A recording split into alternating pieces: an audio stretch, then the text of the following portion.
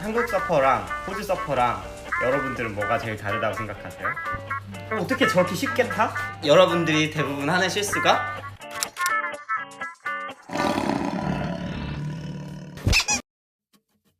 안녕하세요, 조준희입니다. 주니초 서핑하우스를 호주 골드코스트에서 운영하고 있고 서퍼입니다. 라인업 정글에 대한 이야기는 제가 클레이튼 코치님이 저한테 많이 얘기를 해주셨던 부분이에요. 그래서 그동안 뭔가 서핑 기술이랑 뭐 이런 것만 초점을 맞췄었다면 한 2년 전부터 멘탈?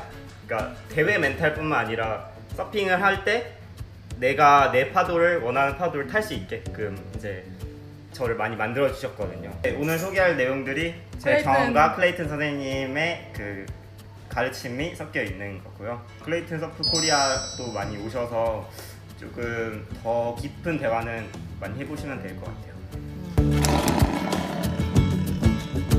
파도를 관찰을 해야 돼요. 근데 파도를 관찰하기 전에 오늘 내가 들어가는 바다가 어떤 느낌으로 어떻게 깨지는지 조차도 모르고 와 파도다 나 들어가서 타야지 이런 식으로 타면은 라인업도 못 나가고 나올 수도 있죠. 저는 바다에 가면 이렇게 해요. 딱 나가면 보통 사람들이 떠 있잖아요. 딱 이걸 봐요. 왼쪽으로 떠내려 가는지 오른쪽으로 떠내려 가는지 가만히 잘 있는지 조류를 먼저 읽는 거죠. 그래서 사람들이 라인업은 주로 어떻게 나가는지 그러면 일단 되게 큰 관점에서 봤을 때 내가 어느 쯤에서 타야겠다 이런 생각을 먼저 하거든요. 이제 물 안에 들어가는데 물 안에 들어간 이후에는 사람들을 쳐다보는 걸 이제 그만해야 돼요. 이게 사람을 보는 게 아니에요. 파도를 봐야 돼요. 제 생각에는 정말 많은 중급자 서퍼들, 초급자 서퍼들이 나보다 잘 타는 사람보다 늦고 자꾸 다른 사람들 눈치를 보게 되고 뭔가 내가 이걸 가도 되나? 이런 생각도 들고 저 사람들이 나한테 욕하진 않을까? 다른 사람들이 어디 가서 서핑을 하고 어디 가서 파도를 잡고 있는지 여기에 집착을 하는 거죠. 그러다 보니까 이제 파도는 무시하고 안 보게 돼요. 파도를 더 많이 볼 수 있어야 되는데요. 사실상 파도를 본다는 게 되게 구체적이지 않고 되게 뭐랄까 모호한 표현일 수도 있어요. 그래서 그거를 제가 좀 더 파고들어 볼게요.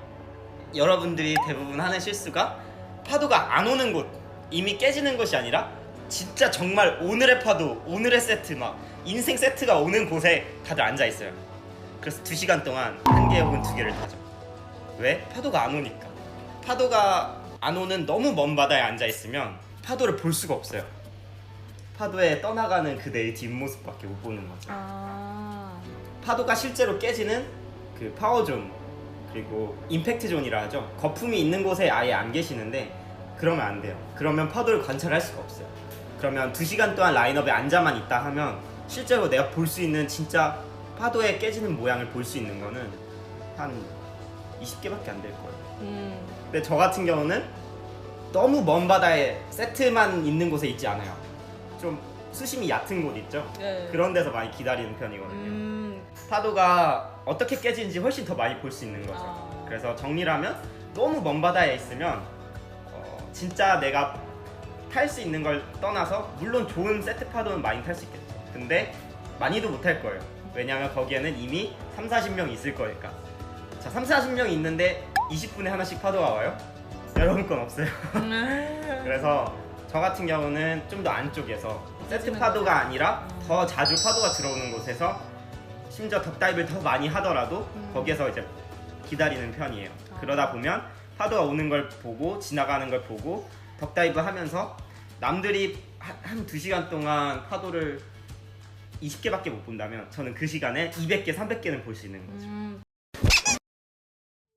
네, 이거는 조금 제가 조심스러운 부분일 수도 있고요. 제 개인적인 생각인 걸 먼저 말을 할게요. 한국 서퍼랑 호주 서퍼랑 여러분들은 뭐가 제일 다르다고 생각하세요? 피지컬도 다르죠, 물론.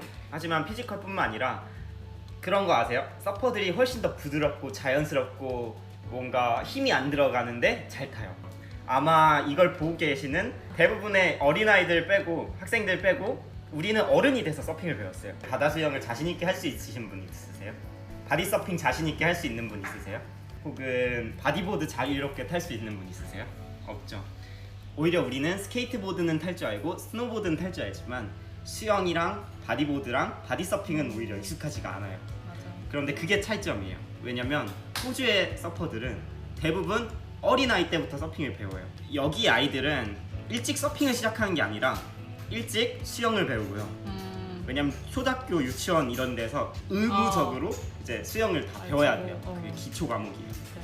또 어릴 때부터 엄마 아빠랑 자연스럽게 바디 서핑을 하고 엄마 아빠랑 자연스럽게 바디보드를 타요. 바디 서핑으로 맨몸으로 타게 되면 그 다음에 이제 바디보드를 엄마 아빠가 쥐어줘요. 바디보드를 타면서 그 조그만한 보드 있죠? 거기서 일어나는 걸 해요. 일찍부터 바다를 이해해요. 근데 여러분들은 바다에 대해서 얼마나 이해하고 계세요? 물론 저도 처음 서핑 시작할 때 바다에 대해서 거의 몰랐어요. 3년차 서핑을 할 때까지도 나름 한국에서는 랭킹 10위 안에 드는 그런 서퍼가 됐었는데도 수영을 할 줄 몰랐어요. 그 클레이튼 선생님이 제가 큰 파도에서 라인업을 잘 못 나가는 걸 보고 너 수영할 줄 알아? 그랬더니 전 멘붕이었죠. 수영 못해도 서핑 할 수 있는 거 아닌가. 근데 클레이튼 선생님이 저를 데리고 수영장에 갔죠. 그래서 수영을 먼저 배웠고요. 그리고 수영을 하고 나서 이제 그 다음에 바다로 저를 데려가셨어요. 그리고서 보드를 뺏었어요. 맨몸으로 파도를 타게 했어요. 바디 서핑. 근데 그때 이후로 저는 바디 서핑을 정말 사랑하게 됐거든요. 맨몸으로 배럴을 타고 맨몸으로 파도를 탄다는 것 자체가 파도랑 나랑 사이에 보드가 없는 상태로 파도를 타는 거예요. 거치는 게 하나도 없이 그냥 100% 직접적으로 파도랑 연결이 돼서 모든 걸 다 느낄 수 있는 거였어요. 바디 서핑을 이해한 다음에 바디보드를 저한테 주셨어요. 클레이튼이 쓰던 거라서 그 리쉬가 없었어요. 그러니까 이렇게 잡고 가다가 이걸 놓치면은 보드를 주스러 수영을 해서 가야 되는 거였어요. 바디 서핑을 해서. 그것까지 한 다음에 이제 서핑을 알려주셨어요. 그래서 핵심이 뭐냐면 우리는 그냥 보드에만 초점을 많이 두는 것 같아요. 다만 호주 아이들은 보드를 뭘 타든 상관없죠. 맨몸으로 먼저 들어가고 바디보드로 들어가고 바디 서핑을 하고 하니까 그냥 판때기는 그냥 도와주는 것 정도고 실제로 중요한 거는 파도라는 거를 더 많이 배우게 되는 것 같아요. 제가 처음 누군가 비기너를 가르칠 때는 먼저 보드랑 친해지는 방법을 알려드려요. 패드를 하고 이러는 방법, 그리고 보드 밸런스를 맞추는 방법을 모르면은 숏보드든 롱보드든 어떤 보드든 보드를 다룰 수 없으면 파도한테 쥐어 터지고 오는 거예요. 또 보드를 아무리 잘 알아도 파도에 대해서 모르면 그냥 쥐어 터지고 오는 거죠. 그래서 보드랑 먼저 친해지셔야 돼요.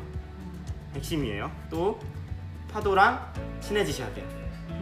바디 서핑이나 여러 가지 방법들, 여러 가지 툴을 이용해서 파도랑 친해지셔야 돼요. 그 다음 세 번째가 보드랑 파도랑 그 둘을 이제 소개를 시켜주는 거죠. 그래야 그 다음에 자연스럽게 물 흐르듯이 이제 서핑을 할 수 있는 거예요. 근데 여러분들이 생각할 때 무작정 숏보드를 난 탈 거야 하고 가시는 분들은 보드랑 친해지지 않은 상태로 또 파도랑도 친해지지 않은 상태로 실수를 많이 하시고요. 쉽게 파도를 잡는 타이밍을 알고 싶잖아요. 이걸 보세요. 발차기를 하면서 어떤 일이 생기냐면요. 파도에 말렸을 때 어떻게 긴장하지 않고 올라오는지 컵백 딱! 스프레이 딱!